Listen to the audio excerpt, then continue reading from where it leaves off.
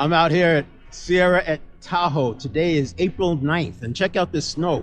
People don't know about the Tahoe areas that we have these semi-glacial conditions, which means we get this really wet snow in December and January, and then it freezes, but it freezes the snow, and then we get this ice, this freeze-thaw cycle that happens. So every time we get another storm, we're putting more wet snow on top of it. So it's like he's having layers and layers of ice and snow, ice and snow.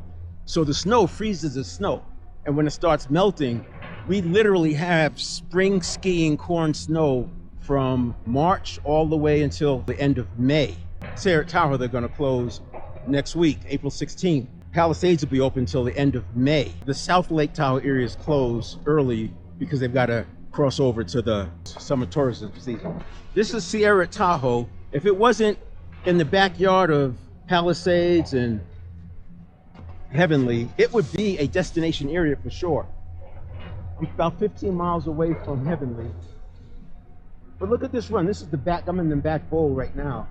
Look at this run here. Several runs actually, and it just is fast. It goes all the way up to the left there and then back over. You can see the parking lot down there. So the base of the West Bowl is actually lower than the parking lot, and then it goes up there to the peaks. So another thing about Sierra at Tahoe, for those of you who are 70 already or will be 70 by November 1st, season pass for $209 for next year. As long as you're 70 before November 1st, $209. Now that's not just for Northern California people.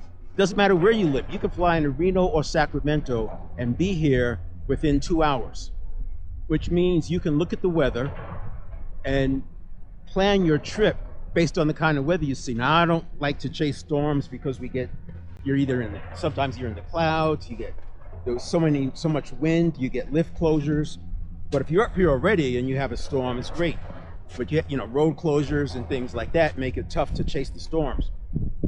But what people don't know is that the weather here for Tahoe is so predictable because the weather's coming across the Pacific Ocean. So it's all very consistent, you know exactly what's going to happen. They can see when the storms are rolling in. And then you have flat ground, so it just rolls across the flat ground until you get to the Sierras. And they go along up to about 7,000 feet and then get real steep up to about 9,000. And so that's why you get these heavy storms dumping snow, because they get stuck. The clouds get stuck at those peaks. And that's also why it feels like sometimes you're skiing in the clouds. I mean, the flat light out here is like flatter than anywhere else I've been. But then, like right now, it's a bluebird day, and I was able to see this last week. So I basically come out here once a week, and I pick my bluebird days generally, and ideally a bluebird day after a storm. Chasing the storms are hard because the locals come out here. I've been at ski areas where the parking lot is full by 9 o'clock and the lifts don't even open until 11 because of avalanche problems and winds. But yeah, $209, man. Check it out, Sierra at Tahoe.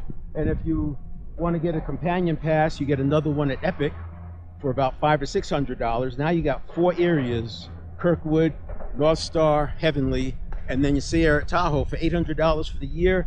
Plan your trips. Skiing is expensive, but it doesn't have to be. So $209, that price goes up on April 30th. Time to jump